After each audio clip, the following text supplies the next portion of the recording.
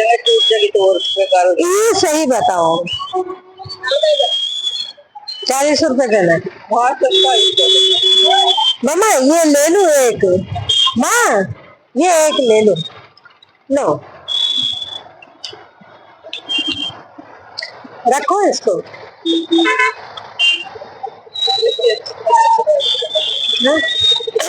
अच्छा क्लियर सा दे दो।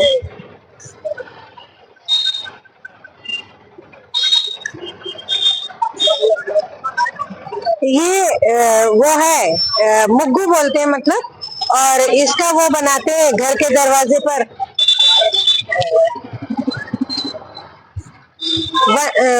ये मुग्गू ही बोलते हैं ये लोग इसको।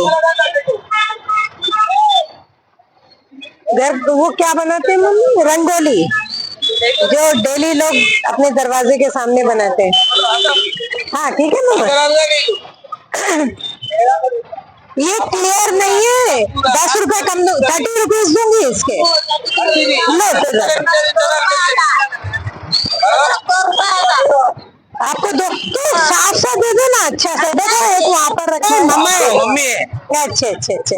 तो ये महाराष्ट्र से है? नहीं यहाँ के लोकल, यही के लोकल है। यहीं के। Okay okay okay. अच्छा आप भद्रकाली टेम्पल के बारे में 4 बातें बताइए प्लीज। वहाँ पे गाइडेंस रहते, बोलते वहाँ पे गाइडेंस रहते बोलने वाला। अच्छा वहाँ पर नहीं, फिर भी आप बोलना बोलो। हाँ भद्रकाली टेम्पल है ना, हाँ जी। वो कम से कम आपके बड़े लोग तो पहले से पैदा नहीं, कम से कम 5,000 के साल में ऐसे मंदिर है। 5,000 साल। ओहो बहुत सिटी में कोई सा भी नहीं है, खाली भद्रकाली मंदिर एक है। ओके तो फेमस है माता का। वहाँ जो पूछ के आप नमस्कार करे तो वो जरूरी आ जाता अपने। अच्छे अच्छे, मतलब कि वहाँ की मानी हुई मान्यता पूरी होती है। मतलब माता रानी का सच्चा दरबार वहाँ पे। ओके अपने का शक्तिपीठ है ना, 18 शक्तिपीठ में बड़ा शक्तिपीठ यही है। अच्छा ये शक्तिपीठ है। ओके भद्रकाली 5,000 साल। 5,000 साल और शक्तिपीठ है वो। और बहुत सच्चा, जो मांग लो भी मिलेगा। भद्रकाली का वही अभी हम जा रहे हैं भद्रकाली टेम्पल। और अभी फ्लावर्स वाले भैया ने बताया कि भद्रकाली टेम्पल जो है 5,000 साल पुराना टेम्पल है। यहाँ पर वारंगल में कुछ भी नहीं होता था, तब वो भद्रकाली टेम्पल बना है। और वो जो शक्तिपीठ है अपने भारत में, वो शक्तिपीठों में से एक शक्तिपीठ है। चलो जाकर दर्शन करते हैं।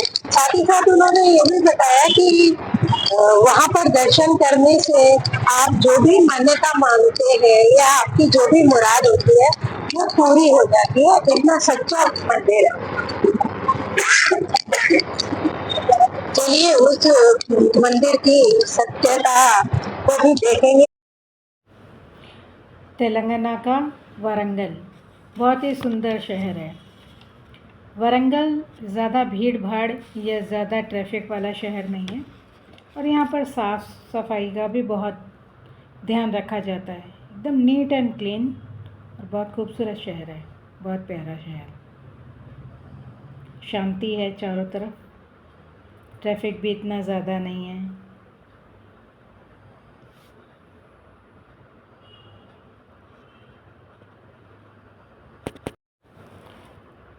तेलंगाना का वारंगल शहर का इतिहास जो है बहुत ही रोचक है और बहुत ही प्राचीन है। यहाँ पर काकतीय राजवंश था, और यह वारंगल जो है काकतीय राजवंश की राजधानी कही जाती है। बहुत खूबसूरत शहर है। वारंगल माँ भद्रकाली और बेश की कीमती कोहिनूर की लूट के कनेक्शन का मंदिर है। आइए आज हम आपको दक्षिण भारत के वारंगल में स्थित माता भद्रकाली के एक ऐसे मंदिर लेकर चल रहे हैं जो न सिर्फ एक ऐतिहासिक मंदिर है, बल्कि उस मंदिर की एक दिलचस्प घटना भी है।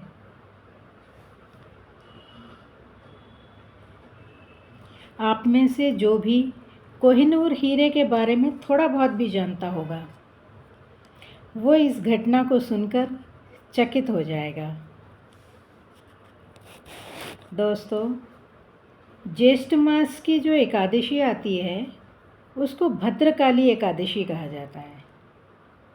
भद्रकाली देवी यानी कि भद्रकाली देवी जो हैं पार्वती जी के शक्तिशाली रूपों में से सबसे ज़्यादा शक्तिशाली रूप है। और ये भद्रकाली की पूजा खास तौर पर दक्षिण भारत में ही होती है। वैसे तो माँ काली के अनेक रूप हैं, जैसे दक्षिणा काली, महाकाली, शमशान काली, मात्र काली, श्यामा काली, भद्रकाली, अष्टकाली, और सभी की उपासना पूजा की पद्धति भी अलग अलग है। माँ भद्रकाली देवी सती की मृत्यु के पश्चात भगवान शिव के जटाओं से प्रकट हुई थी।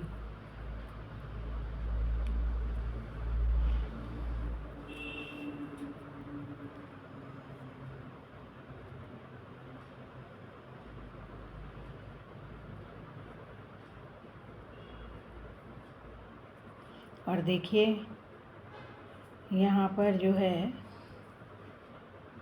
माँ भद्रकाली का बहुत बड़ा, बहुत खूबसूरत मंदिर है और बहुत पुराना मंदिर है। पार्वती जी का ही रूप है माँ भद्रकाली। और देखिए यहाँ पर भगवान शिव भी स्वयं माँ के साथ यहाँ पर विराजमान है। गणपति जी,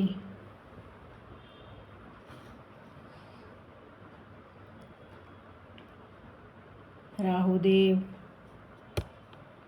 माँ लक्ष्मी जी,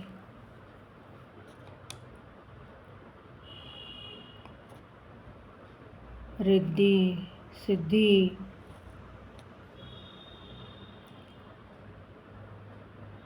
गणपति भी अपनी रिद्धि सिद्धियों के साथ में विराजमान है।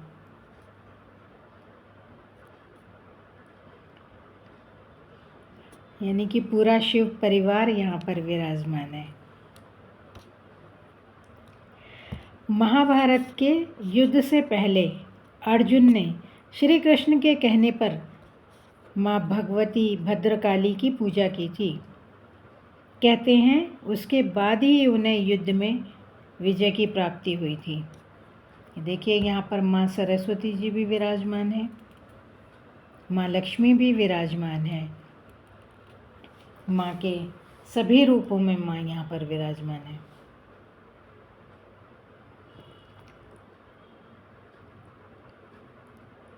ये भद्रकाली मंदिर तेलंगाना के हनमकोंडा और वरंगल शहर के बीच में एक पहाड़ी पर स्थित है, जहाँ पर माँ की देवी काली के रूप में, उग्र रूप में पूजा की जाती है।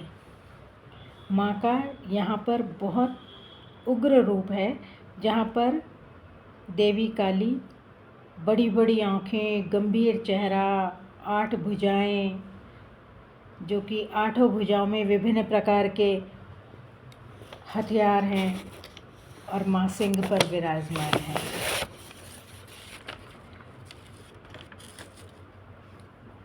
मंदिर के बगल में भद्रकाली झील है, जिसकी तीर्थ यात्रियों द्वारा पूजा की जाती है, लेकिन इसकी पवित्रता बनाए रखने के लिए किसी को भी इसके पानी में डुबकी लगाने या कदम रखने की अनुमति नहीं है। भद्रकाली के मंदिर को दक्षिण भारत के स्वर्ण मंदिर के रूप में भी देखा जाता है। वहीं मंदिर की चालुक्य शैली या वास्तुकला भी प्रशंसनीय है। मंदिर सूर्यास्त और सूर्यास्त के समय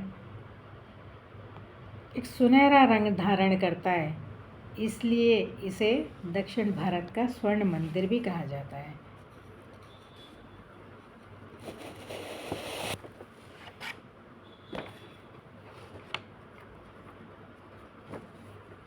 देखिए यहाँ पर गौ माता को लोग चारा खिलाते हैं।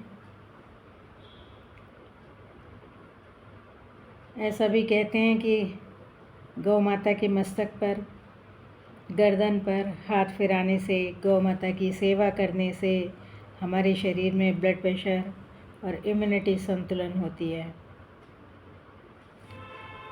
हमें बहुत सारी रोगों से छुटकारा मिलता है, मन को शांति मिलती है, मतलब एक तरह का मेडिटेशन होता है।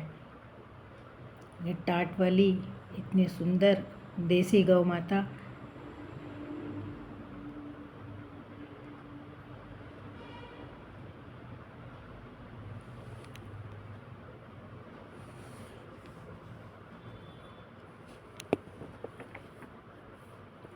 जहाँ तक भद्रकाली मंदिर का सवाल है, पिछली शताब्दियों में बहुत लूटपाट और क्षति का सामना करने के बाद मंदिर को 1950 के दशक में एक उत्साही भक्त और परोपकारी संपन्न व्यापारियों द्वारा बहाल किया गया था। ऐसा लोगों ने बताया हमें कि 1950 में गुजराती बिजनेसमैन श्री मगन लाल के साथ देवी उपासक श्री गणेश राव शास्त्री द्वारा भद्रकाली मंदिर को दोबारा से बनाया गया, इसका जीर्णोद्धार किया गया।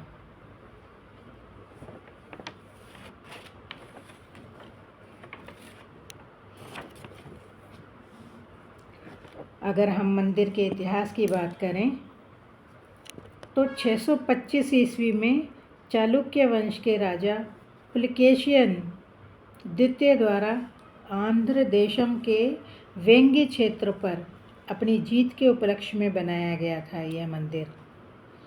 काकतीय राजाओं ने बाद में मंदिर को अपनाया और देवी भद्रकाली को अपना कुल देवता माना। काकतीय राजाओं ने ही दुर्लभ कोहिनूर हीरे को देवी की बाईं आंख में जड़वाया था। वो कोहिनूर हीरा जो कि कोल्लूर खानों से यानी कि गोलकोंडा की खानों से खनन किया गया था। कहते हैं कि 1310 ईस्वी में अलाउद्दीन खिलजी के अधीन दिल्ली सल्तनत ने ककातियों के साम्राज्य को अपने शासन में मिला लिया और भद्रकाली मंदिर को नष्ट कर दिया, लेकिन बेशकीमती कोहिनूर को अपनी लूट के माल के रूप में दिल्ली ले गए और फिर आगे कोहिनूर हीरा एक हाथ से दूसरे हाथ में होते हुए बाबर, हुमायूं, शेरशाह सूरी से लेकर शाहजहां, औरंगजेब और पटियाला के महाराजा रणजीत सिंह तक भी पहुंचा।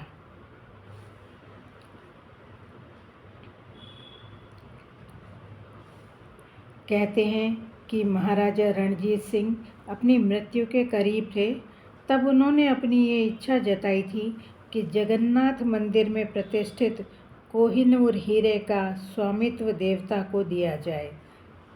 हालांकि ब्रिटिश अधिकारियों ने राजा की इच्छा को नज़रअंदाज किया और बजाय इसके इसे अपनी रानी को उपहार रूप में देने के लिए इंग्लैंड ले गए। ये देखिए, ये यहाँ हम 365 बत्तियों वाला दीपक जला रहे हैं। ये माता जी यहाँ पर बहुत सालों से 300 बत्तियों का दीपक तैयार करती हैं और नींबू के छिलके में दीपक तैयार करती हैं, जो भक्त इनसे लेते हैं और यहीं पर अपनी मनोकामना के लिए जलाते हैं। जो लोग प्रतिदिन मंदिर में नहीं आ सकते हैं, उन्हें ये 365 बत्तियों वाला दीपक जलाना चाहिए। देखिए कितना मनोरम दृश्य है। यहाँ पर हम सब मराठी माँ जी से मिले जो यहाँ पर सेवा करती हैं और माता जी का कहना है कि श्री कृष्ण देव राय जी ने इस मंदिर की स्थापना की।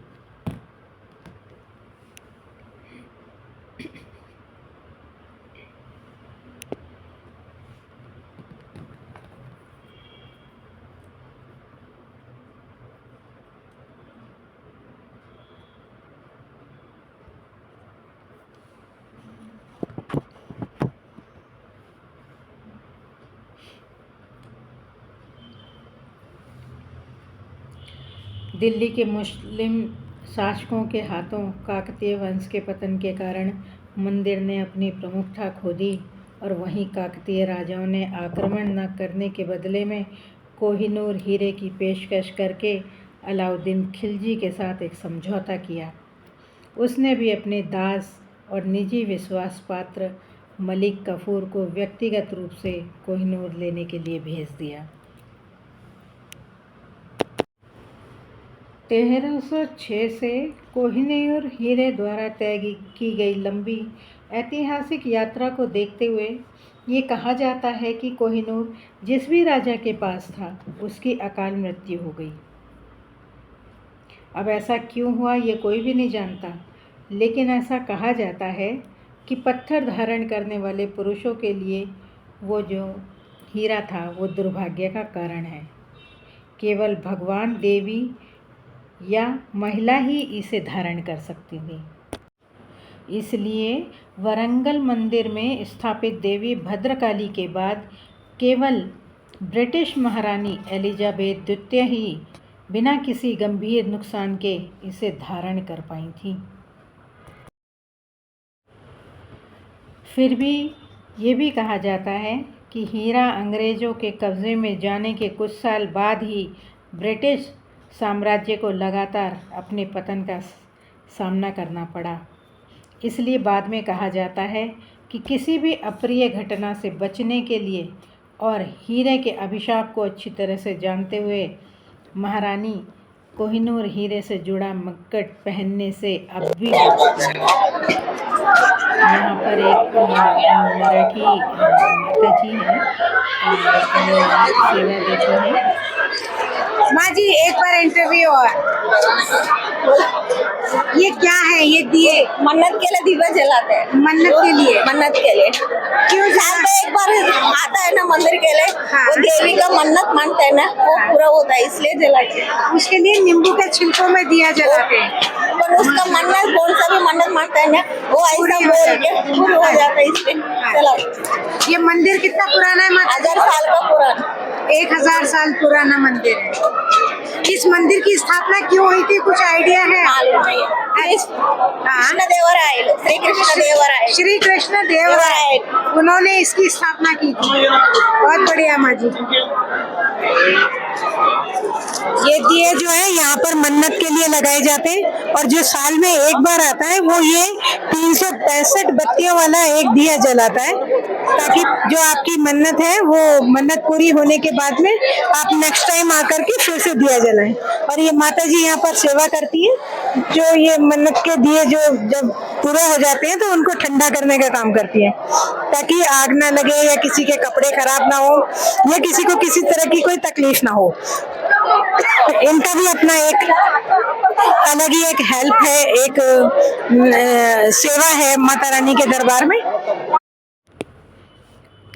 ये देखिए, ये है स्तूप, इसको स्तूप बोलते हैं। माता जी के स्तंभ है जिसके ऊपर उनकी सभी जिसको कहते हैं लीलाएं या उनकी जितने भी अवतार हैं उन सबको इस स्तूप के ऊपर दर्शाया जाता है। ये लाइन लगी हुई है दरबार में दर्शनों के लिए। छोटी सी बच्ची भी परेशान हो रही है भीड़ में। बहुत ही सुंदर और बड़ी ही बारीक नक्काशियों से मंदिर बनाया गया है।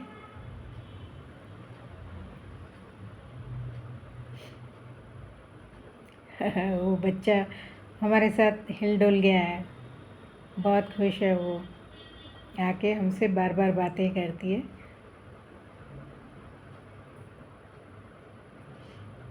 कितनी बार डांस करके भी दिखाया उसने।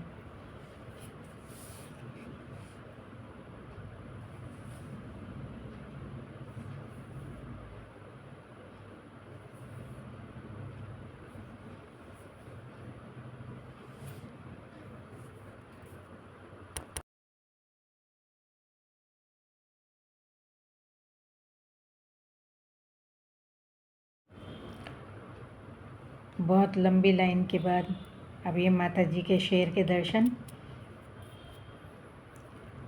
माता जी की प्रतिमा के जस्ट सामने की तरफ उनका ये गोल्ड का स्तूप बना हुआ है और उसके नीचे उनकी सवारी सिंह विराजमान है।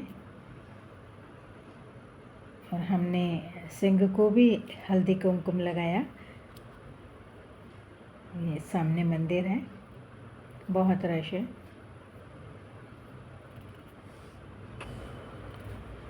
दोस्तों, कल की घटना के बारे में तो आपको पता चल ही गया है कि हम लोग निकले थे सरस्वती माता के दर्शन करने के लिए और वासर जाने की बजाय हम पहुंच गए वारंगल। अब हैदराबाद से 200 किलोमीटर दूर आने के बाद ना तो हम घर से किसी तरह की तैयारी करके आए थे और ना ही हम कुछ भी अपने साथ लगेज लेकर आए थे। हमारे पास कपड़े वगैरह भी नहीं थे। तो फिर नाइट में आकर के हमने यहाँ पर एक छोटा सा मार्केट है, वहाँ से नाइट में पहनने के लिए नाइट गाउन्स वगैरह लिए और अर्ली मॉर्निंग उठ कर के हमें स्नान वगैरह करके कल वाले ही कपड़े दोबारा से पहनने पड़े। इसीलिए आपको हम उसी ड्रेस में आज भी दिख रहे हैं जिस ड्रेस में हम कल थे। बट माता रानी को हमें बुलाना था और वो हमें अपने दर्शन कराना चाहती थी, तो हमारा सौभाग्य कि हम यहाँ पर आए और माता जी के दर्शन करने के लिए। ये हमारी किस्मत है और वो कहते हैं ना, तकदीर में जो लिखा होता है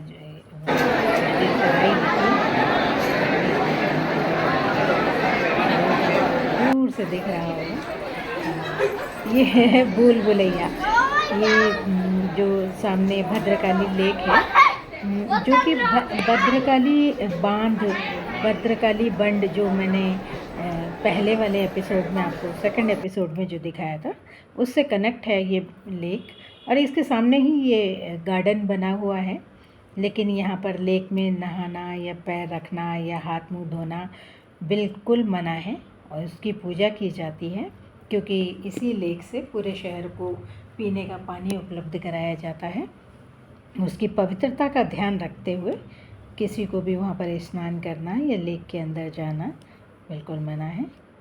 तो ये थी हमारी यात्रा वारंगल की। हमने भद्रकाली के दर्शन किए माता।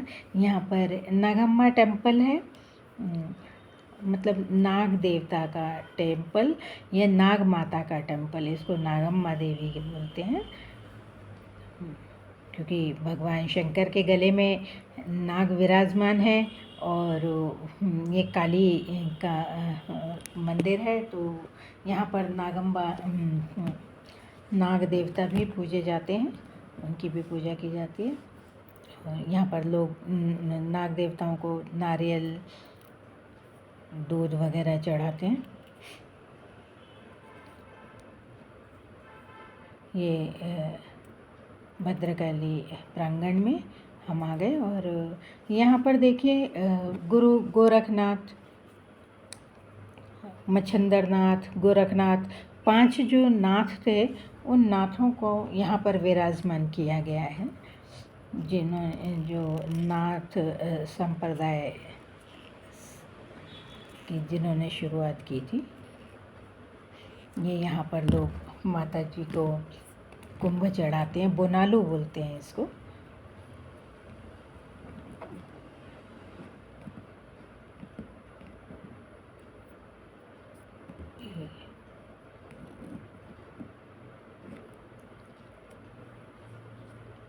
ये यहाँ पर लोग प्रसाद लेते हैं और यहाँ जल की सुविधा है। और यहीं पर एक बहुत बड़ा पुराना पीपल का मंदिर है, जहाँ पर लोग माँ काली के नाम से माँ काली को नींबू चढ़ाते हैं और हल्दी कुमकुम से उनकी पूजा करते हैं। क्योंकि नींबू चढ़ाने का भी कुछ यहाँ पर ऐसा एक परंपरा है कि माँ काली को नींबू चढ़ाए जाते हैं, नींबुओं की माला चढ़ाई जाती है। तो ये यहाँ पीपल वृक्ष के नीचे लोग नारियल चढ़ाते हैं, जो अपनी कुछ मान्यता करते हैं या अपनी कुछ इच्छा लेकर आते हैं, उसके लिए यहाँ नारियल बांधा जाता है और नींबुओं की माला चढ़ाई जाती है।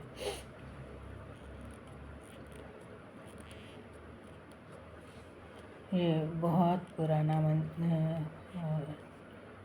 वृक्ष है पीपल का।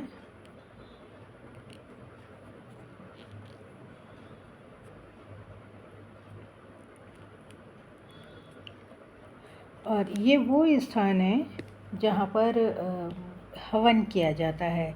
माँ काली का लोग हवन कराते हैं और ये जो कुटिया बनाई हुई है यहीं पर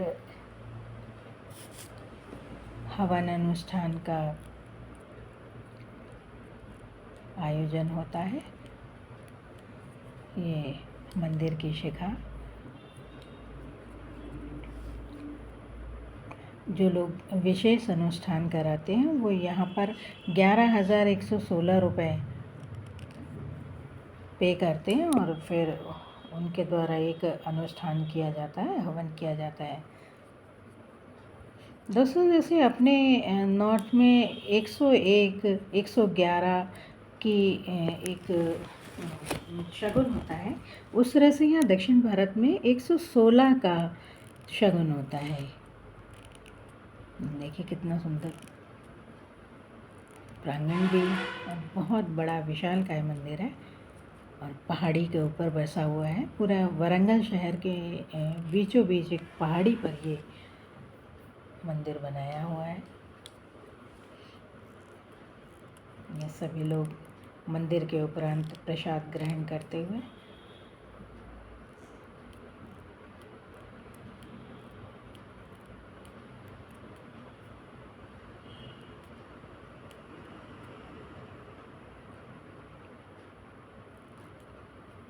क्योंकि जो काकतीय समाज के जो लोग हैं वो इनको अपनी कुल देवी, अपना कुल देवता मानते हैं।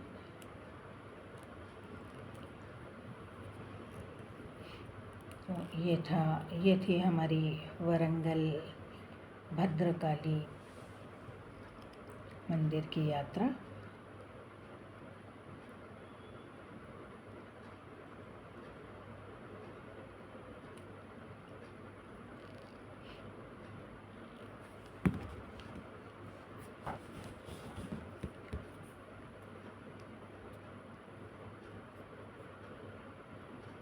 यात्रा पूरी हो चुकी है। अब हम अपने हैदराबाद के लिए वापस से प्रस्थान करेंगे। बहुत मज़ा आया। एक अनप्लैन्ड, जिसको बोलते हैं कि सोचा भी नहीं था कि ऐसा हो जाएगा, और जाना था जापान, पहुंच गए चीन। माता रानी ने बोला कि बेटा कहीं और जाना नहीं, इंतज़ार कर रही हूँ, आ जाओ। पहुँच गए माता जी के दर्शन करने के लिए। मज़ा आया। ये 365 बत्तियों वाला दिया, ये माता जी जो वहाँ पर सेवा करती हैं। क्योंकि ना धूप होती है तो सर में दर्द, ये वो बहुत तकलीफें होती है, बट आज धूप नहीं है, ये भी अच्छा है मेरे लिए। आज थोड़ा सा मैं भी अनकम्फर्ट सा फील कर रही हूँ, थोड़ा फीलिंग नॉट वेल।